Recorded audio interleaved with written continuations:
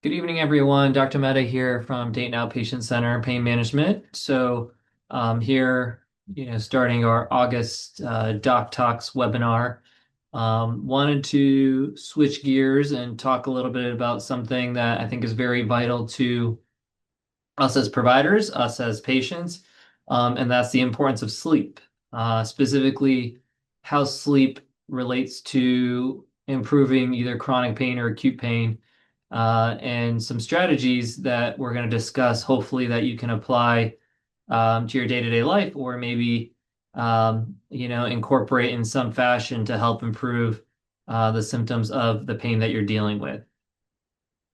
And so, going back, really, what the purpose of this talk is to discuss how the quality sleep can manage and reduce your chronic pain, right? And so, we want to educate you on maybe some tools, make you more knowledgeable about how you can improve your sleep and see why there's a direct correlation of sleep and pain.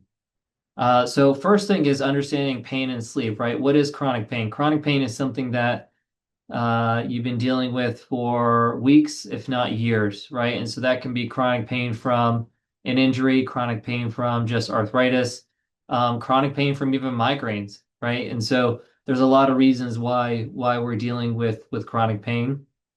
Sleep, the purpose of sleep is for your body to recover and recuperate, right? It's both a way for your physical body to relax, and then your mental capacity and allow that restoration is very important. So sleep is a vital role in uh, healing our body, and it's something that we need to do on a regular basis.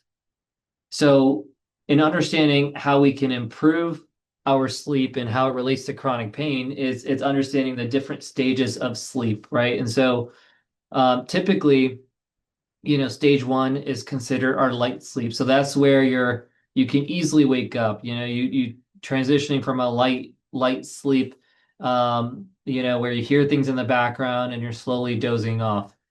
Light sleep represents about 50% of your whole sleep cycle. Okay, so knowing that's important. So if somebody's sleeping for, about 8 hours a day, 4 hours of that time is on that light sleep where you can easily be woken up, easily, aroused, should that need be. Now, stage two is that deeper light sleep, right? So now your heart rate's trying to slow down, your temperature is dropping, you're preparing your body for that deep sleep, okay?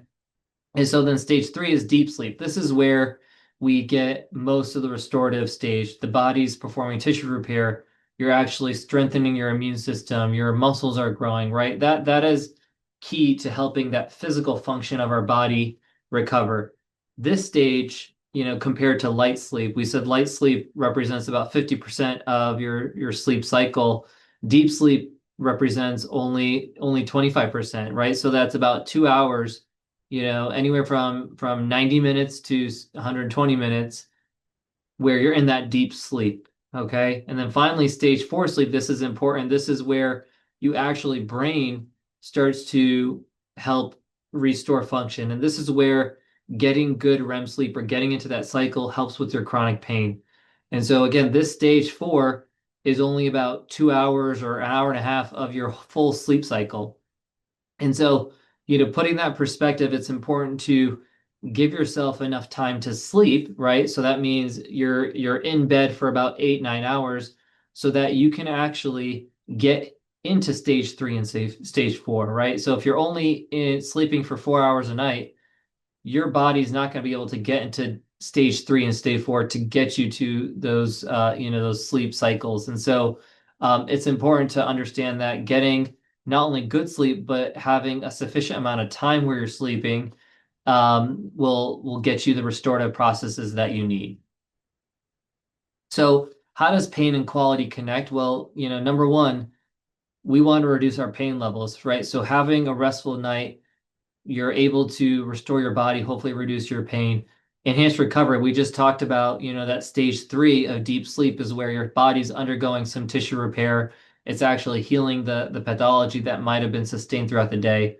And then finally, that REM sleep, it's helping reduce your inflammation. So that stage four is important in fighting that inflammatory response, fighting that infection, You know, when we get sick with the flu, all we want to do is sleep, right? That's your body's natural reaction to what's going on in your immune system to help you sleep so that you can actually recover and have your body, heal that inflammatory response. And so, just to reiterate, deep sleep and REM sleep is very critical in reducing both inflammation, restoring your body, and then controlling chronic pain.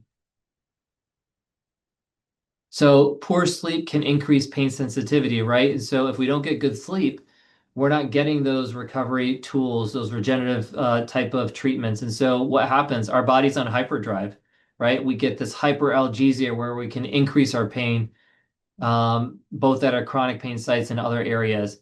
We get these just general muscle aches, body aches, right? Feel that fatigue because we haven't had that good night's rest. Our immune system's weak. We are not able to heal and recovery, right? Maybe our concentration and memory has been impaired because we haven't been able to let our brain relax during that REM stage, that fourth stage of sleep.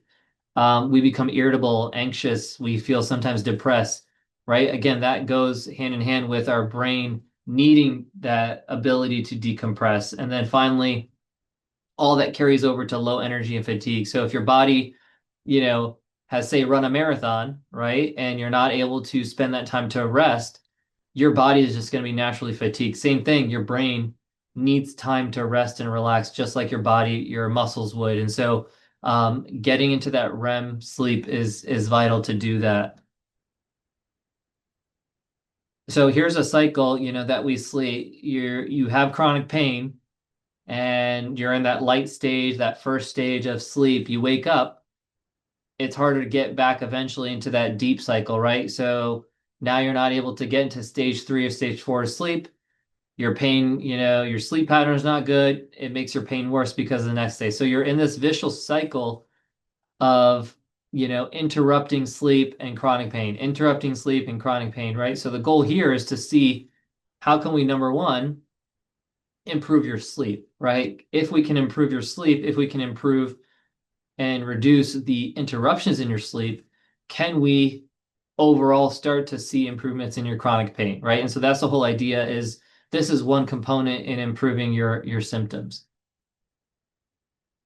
So in order to do that, it's understanding what are the barriers, right, for sleeping. And so this is very patient specific, right? So everyone has certain things in their life, in their body that may be affecting their sleep. So one thing is physical discomfort, right? So is your bed optimized? Are you using the right pillow?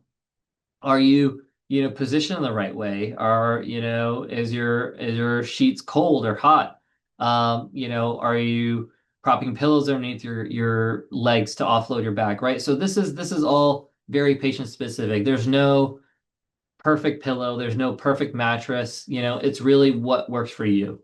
The second thing is side effects from medication, right? Are we taking overstimulating medications towards the end of the night? Are we taking, medications that make you drowsy too quick, where you're getting to that deep sleep before getting into that lighter stages of those first stages, right? So those are important things to consider. Are we anxious? Do we have depression? Are we stressed out about something that is causing us not to relax and not to get into that deep sleep? Those are things that we need to address in order for you to continue the cycle. And then, also recognizing what are the triggers that are waking you up. And so, if you find that you're constantly waking up at a certain time at night, what is causing that? Is it something, a bright light? Is there an alarm clock? Is there, somebody next to you who's snoring? Is it, the sheets? Again, whatever it is there some sort of trigger that is eliciting why you're waking up, right? Why you're going from that light sleep and not able to advance to the later stages. Those are things that, is important to identify and address. Um, what about medications that affect sleep? Well, it's important to know that there are some medications that have side effects. There's medications that can affect the way you sleep. So it's important to talk to your provider and see if some of those medications are just affecting your cycle.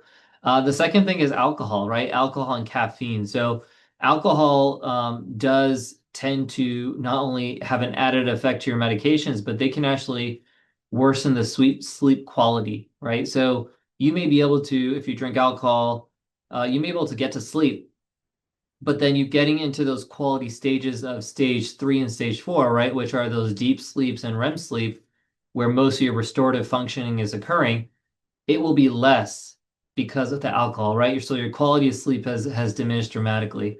The other thing to look at is, are there any relaxation therapies, relaxation techniques that might be beneficial, to what can really get you that quality sleep? And then good, sleep hygiene, good sleep habits. So are you, getting to bed on time? Are you, following that repetitive cycle so that your body gets used to getting that quality sleep? So, what are some strategies that I like to talk to patients about? What some of those are, number one is stick to a regular cycle, sleep cycle. So that being, try to get to bed at a certain time and wake up a certain time every day, right? Your body needs that continuity. Your body needs that sort of natural, routine. And so having some sort of schedule will be important for you to be able to, your body to recuperate and feel the need to get to sleep on time. Find a comfortable and quiet environment, right? So, sleeping in a place that's not in a loud room, or sleeping in a place where the TV's not on, right? Those are things that can just be simple ways to improve your sleep, cycles. Getting comfortable, right? Again, we talked about the bedding, the pillows. Those are all simple strategies that you can use on a regular basis to find what's comfortable for you. Limit screens, right? So naturally before bed, you shouldn't be watching TV. TV before bed can actually um, create your stimulation in your mind so that you're not getting that restful sleep. And then doing different stretches or relaxation techniques. So, getting some sort of exercise during the day can be very helpful in allowing you to get a restful night of sleep. And so, definitely some aerobic exercise during the day. You don't want to do exercise too late in the evening because that will tend to create this, adrenaline response, and that might keep you up. But doing some sort of exercise, 3, 4 o'clock, 5 o'clock can help you get a good night's rest. The same thing, with caffeine, right? Caffeine does have a half-life of 6 to 8 hours, so you don't want to drink lots of caffeine after 2 o'clock. A lot of times that will keep you up at the late night hours. You want to make sure your caffeine intake is done before then. And then finally, things on breathing exercises, right? So a couple breathing exercises that I recommend. It's called the 4-4-4. So what you do is you inhale for 4 seconds, you exhale for 4 seconds, and then you rest for 4 seconds. So you inhale, you hold your breath for 4 seconds, and then you exhale for 4 seconds. Okay, so inhale for 4 seconds, hold your breath for 4 seconds, and then exhale for 4 seconds. So doing that a couple times for 2 to 3 minutes can be a helpful strategy to reduce your heart rate, allow you to get into that comfortable position so that you can go from that stage 1, stage 2, stage 3, stage 4 a lot more seamless without those interruptions. And then, finally here, again, we talked about integrating sleep into your pain management. This is important part of your program, right? And so I talk about in our practice the multimodal ways to treat pain, right? There's not one solution, one medication, one injection, one procedure, one surgery one therapy that's gonna help your pain, right? It takes a multitude of things to improve your symptoms, and so sleep is something that you can actually do to take ownership of your pain and try to improve on, right? And so we know based on this lecture that sleep has a direct impact on your body's recovery, your cognitive function, your ability to actually repair tissue. And so making those little adjustments, little improvements, finding out what can improve your quality of sleep based on triggers will certainly help you improve your pain, but then create healthy habits in the future. And so, I urge you guys all to, think about this, right? Think about something small that you can do to change your behaviors of sleep and see if it makes a difference. Make a diary, make a journal to see, are you improving in your symptoms? There is a lot of newer technology on, wrist monitors, ring monitors that can actually track your sleep. And I think there is some good evidence to support feedback as to, how you're getting that sleep. So those are things that you might find beneficial to kind of track your sleep patterns and see, how you're doing. Um, so with that, we just end our talk. Thank you for joining.